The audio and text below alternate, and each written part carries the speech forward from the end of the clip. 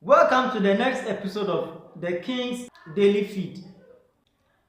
Yesterday was the NPP 2024 Manifesto launch.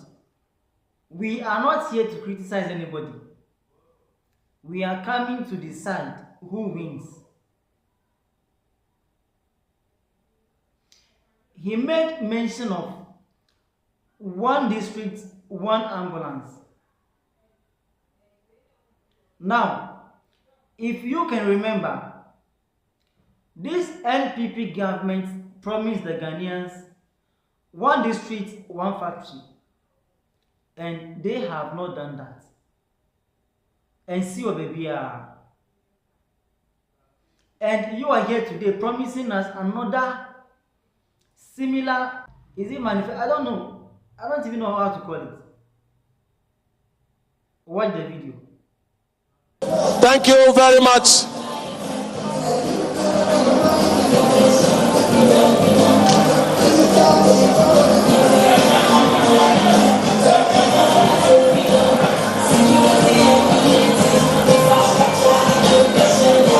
Thank you very much. Thank you very much. Wow. Thank you very much. The leader of the party, the leader of our party, our candidate for the 2024 general elections is seated. We are waiting the arrival of His Excellency, the President of the Republic, the Commander-in-Chief, President Nana Addo Dankwa Akufo-Addo will join us in a few minutes. Right after that, this event will begin. We are live on all major networks in the country. We are live on all major handles in the country. We are live across the globe. We are live across the earth. Today is the NPP's day. It is a policy weekend, and we welcome you all from wherever you have come from across the 16 regions of our country. Thank you very much. This program will therefore provide the anchor that our local currency has always lacked. Ladies and gentlemen, going forward, I want to build, with your support, I want to build a credit system for Ghana. In the advanced economies, workers are able to easily access credit to purchase items such as televisions, cars, mobile phones, and houses. They are able to do so because the credit system over there works, and it is supported by individualized credit scoring by the credit rating agencies. In the advanced countries, people are able to obtain mobile phones for free under a contract arrangement with their telephone companies. But people with the impossibility mindset don't understand that these things are possible. In Ghana, such a credit system is yet to develop, and therefore life is harder for our workers.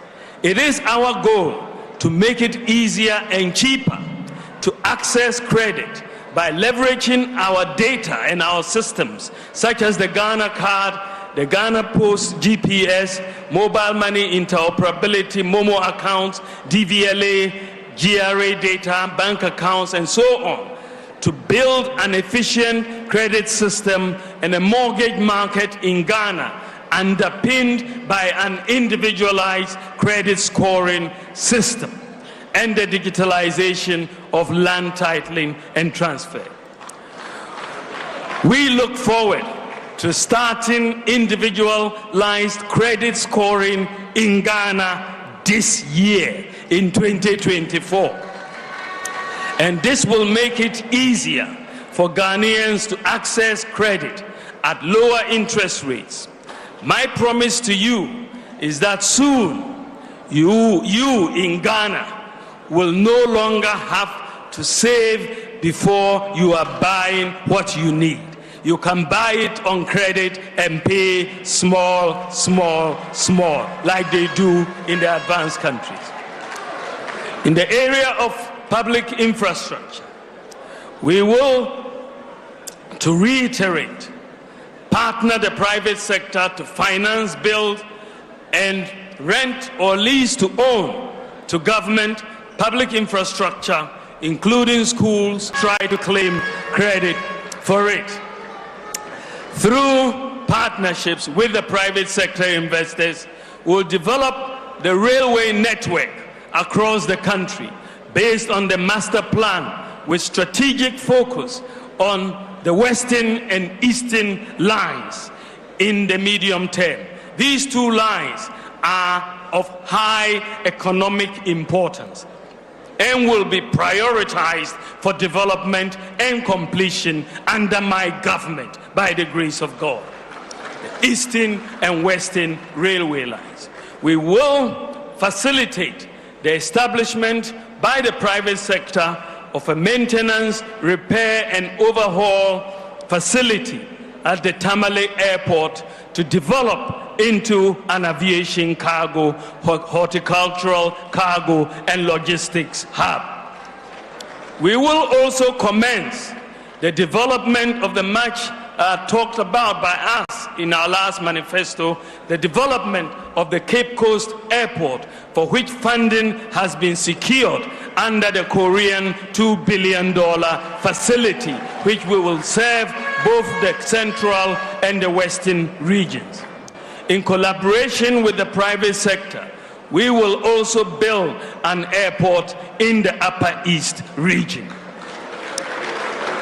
We will achieve, through our investment, universal access to electricity in our first term of a BAWUMIA government.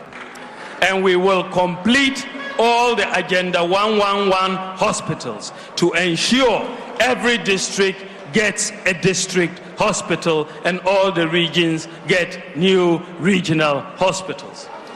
As a result, we will recruit more doctors, nurses, and other healthcare professionals with improved conditions of service, and will bring healthcare services to your doorstep by completing the digitalization of public healthcare institutions under the e-health project. Under the e-health project, we have digitalized all the patient records in all teaching hospitals, all the regional hospitals, and all the district hospitals. So today, if you are referred from Wa to Kolebu, you don't need to bring a folder.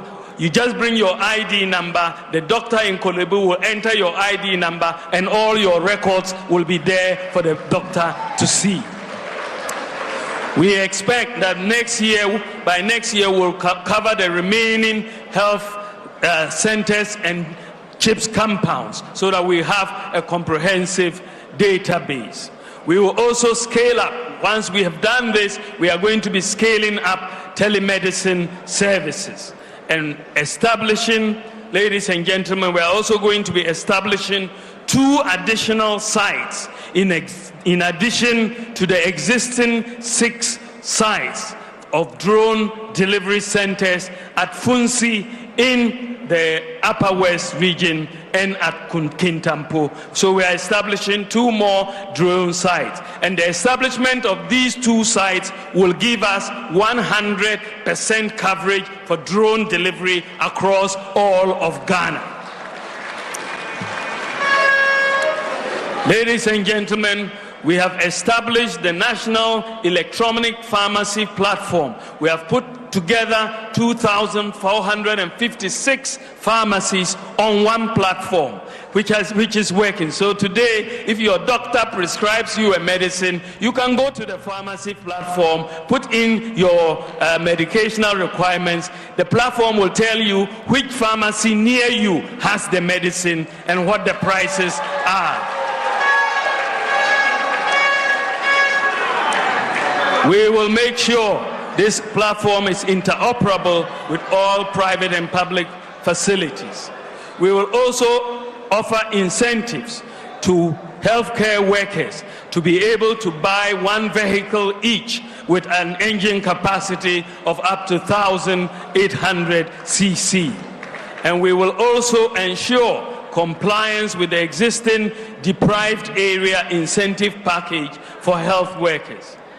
Ladies and gentlemen, in the area of affirmative action for women and girls, we will implement in full the Affirmative Action Act we recently passed. We will establish a Women's Trade Empowerment Fund, WOTEF, to support women-owned businesses. We will ensure gender parity in the award of government scholarships. And we will further improve the maternal health care program. We will pursue a Women in Diplomacy program for Ghanaian women to take more leadership roles in international organizations. And we will ensure that existing sexual harassment laws are a program for Ghanaian women to take more leadership roles in international organizations. And we will ensure that existing sexual harassment laws are strictly enforced. We'll also be enabling mothers to seamlessly enter the workforce by prioritizing, in partnership with the private sector, the establishment of daycare centers near workplaces, including marketplaces. We will enforce existing regulations on maternity leave governance as well. In the area of education, ladies and gentlemen, my government will increase the stock of student accommodation in our universities and other public tertiary institutions to address the housing deficit on our campuses and make them affordable. We will introduce a free tertiary scholarship for persons with disability to remove the financial barriers to pursuing their educational goals. On scholarships, we will integrate the scholarship databases across all the public sector institutions managing such schemes to ensure full visibility and transparency. We will expand eligibility for the student loan scheme to include all post-secondary students, including certificate and diploma programs. We will prioritize and direct a significant proportion of national scholarship schemes towards training and skills development in STEM as well as other needed skills in Ghana. We will implement in full the centralized application processing service, CAPS, for tertiary institutions. Under this, you will apply once and pay once. As I already said, we will establish a national open university. And for those who, after completion of their tertiary education, have secured jobs, they would be exempted from national service. They can go and start work immediately. We will protect and enhance free SHS and free TVET, which is truly transforming lives and changing life outcomes for millions of people. Since we started the free SHS and free TVET, enrollment has increased by 83%. We are building the foundation for a well-educated, prosperous society. With free SHS and TVET, we have achieved gender parity. More girls are getting secondary education, and the impact will be positive for society.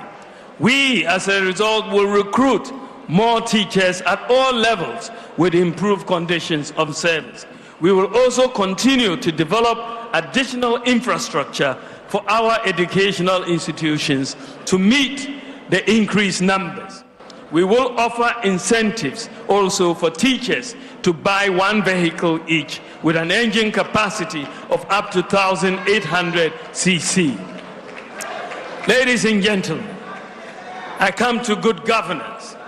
In the area of good governance, we will, and I reiterate, we will reinstate the process of getting MMDCs elected through a universal adult suffrage to deepen decentralization and effective local governance. We will delink the creation of districts from constituencies to bring an end to the automatic increase in the size of parliament. We will institute an electoral area share of the common fund for assembly members to facilitate development at the electoral area levels. And we will engage Parliament and other stakeholders, including political parties, to review the 1992 Constitution to achieve effective national development. We will provide value-based leadership predicated on values such as selflessness, excellence, ethics, justice, integrity, transparency, diligence, and accountability. In pursuit of values-based leadership and responsible citizenship, will formalize the relationship between the state, chiefs, faith-based organizations, and civil society organizations, and redefine and elevate their place and role in the national governance structure. We will formally designate faith-based organizations as development partners who are entitled to similar incentives. We will review Section 63 of the Chieftaincy Act to empower chiefs to strengthen local governance. And we will pay living allowances to paramount chiefs, divisional chiefs, and queen mothers. To encourage the registration of all lands and to avoid land disputes, all stool lands will be registered without an initial fee payment.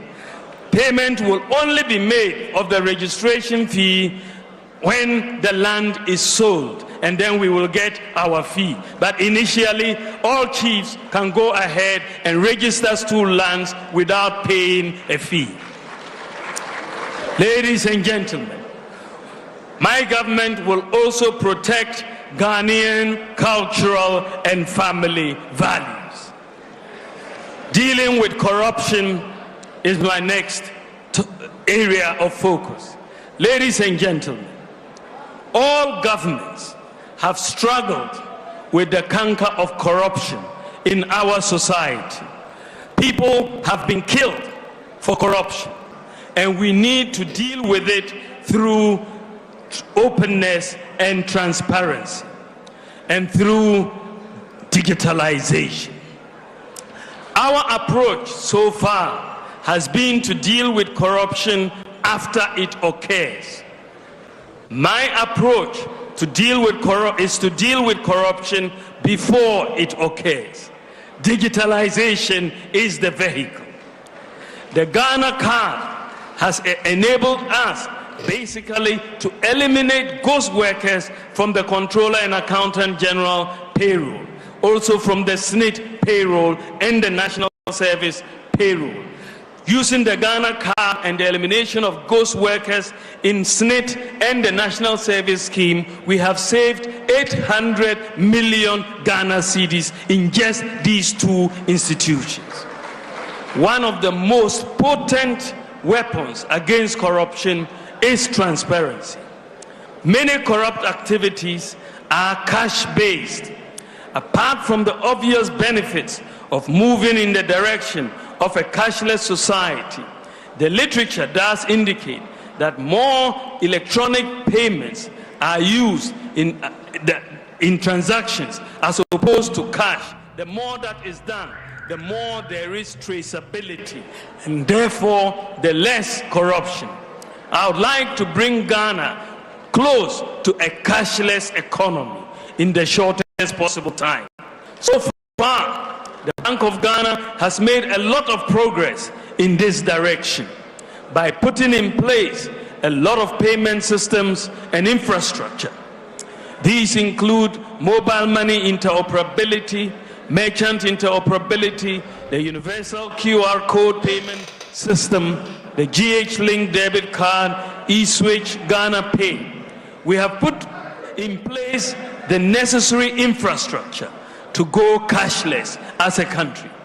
Recently, the Bank of Ghana has completed a pilot of the digital version of the Ghana cedi in Seshwiwi also. This is known as a central bank digital currency, or the e-cedi. The e-cedi is designed to work online and offline and will be launched by the Bank of Ghana in due course. The e-cedi will be the ultimate weapon in our fight against corruption because it will provide transparency, reduce the risk of fraud, robbery, tax avoidance, and money laundering, since it will be easy to track the movement of money and identify suspicious activity. The e-cedi will quicken the pace of Ghana's move towards a cashless or a near cashless society.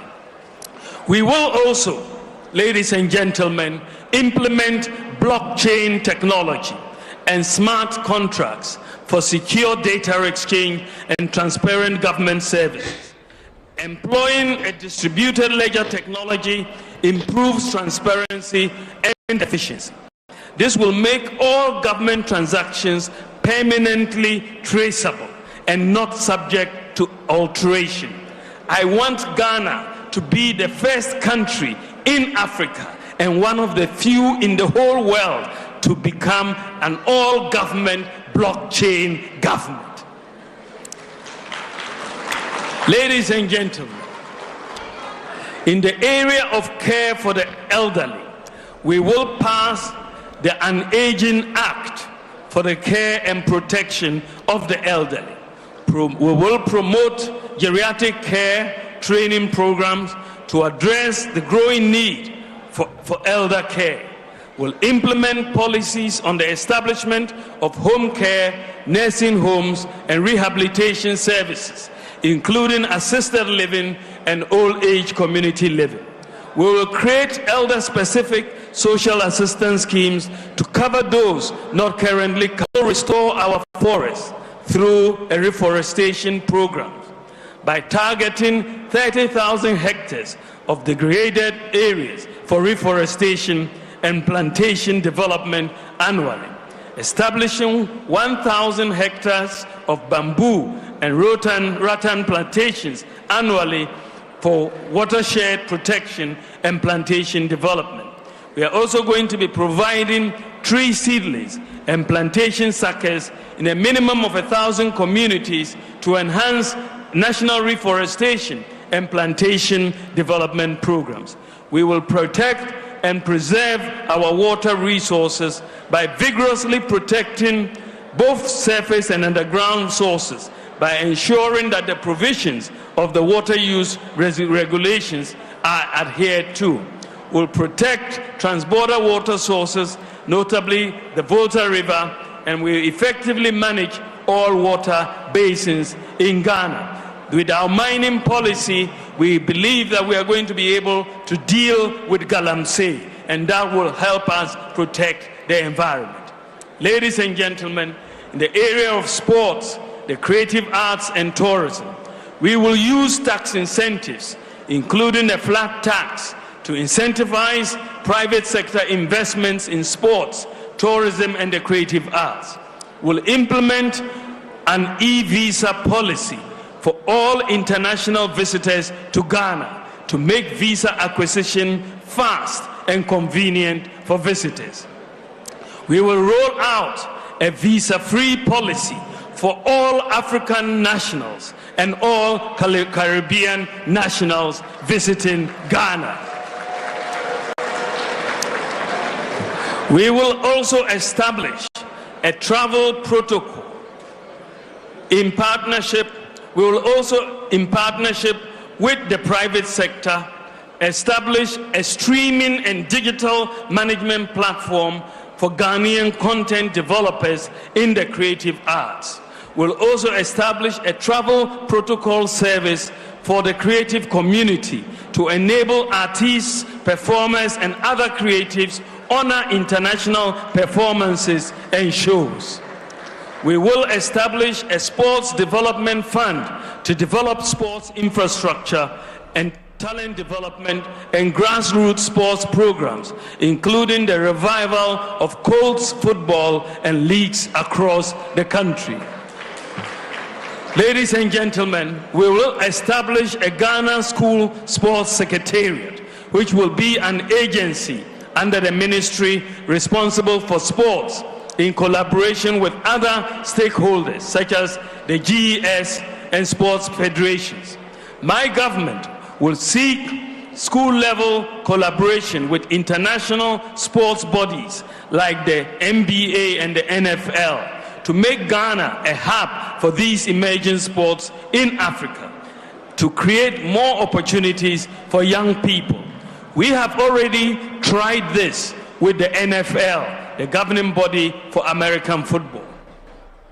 We will, ladies and gentlemen, also upgrade the surfaces of our football pitches to meet the highest international standards. And so we will be seeing an upgrading of the stadia in Kumasi, Accra, Cape Coast, Tamale, and Esipong to make sure that they meet the highest international standards.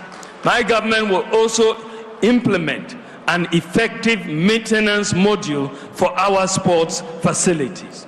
We will continue the construction of AstroTurfs for every constituency to boost the development of our talents, including juvenile football. We have increased AstroTurfs from 3 that we inherited to over 150. This 2024 election, you need what is called critical thinking to vote. Listen to me very well. You need what is called critical thinking to vote. Remember, you have only one day to decide. You have only one day to make a choice. You have only one day to select a leader, but not a party. If you do not make your mind the 2024 election or this year, you will have yourself to be blamed. We are not here to criticize anybody. We are here to tell you the truth, the painful truth, the undiluted truth. A word to a wise is enough. Thank you.